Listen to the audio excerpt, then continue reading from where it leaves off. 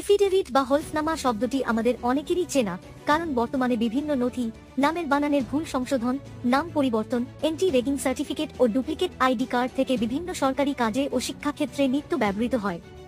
Affidavit সাধারণত দুইভাবে authenticate করা হয়, প্রথমত নোটারিয়াল বা নোটারি এফিডেভিট ও জুডিশিয়াল ম্যাজিস্ট্রেট এফিডেভিট। আমাদের সমস্যার উপর ভিত্তি করে বা সংশ্লিষ্ট দপ্তরে গ্রহণযোগ্যতা বিবেচনা করে এফিডেভিট করা বাধ্যতামূলক। যদি আপনার সমস্যার জন্য ফার্স্ট ক্লাস জুডিশিয়াল ম্যাজিস্ট্রেট এফিডেভিটের প্রয়োজন হয়, তবে আপনাকে আপনার নিকটবর্তী আদালতে কোনো আইনজীবীর সাথে যোগাযোগ করুন। এরপর আপনার কী ধরনের সংশোধন বা এফিডেভিটের প্রয়োজন তা আপনার আইনজীবীকে বোঝান ও তার সপক্ষে ডকুমেন্টস দেখান। এরপর আইনজীবী আপনার প্রয়োজন মতো ডকুমেন্টস অর্থাৎ নন জুডিশিয়াল স্ট্যাম্প পেপারের উপর লেখার পর নির্দিষ্ট সময় আদালতে ডাকবেন।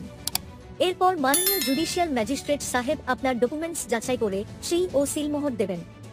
এরপর আপনি আপনার আইনজীবীর মাধ্যমে অ্যাপ্রুভ হওয়া এফিডেভিটের কপি পাবেন।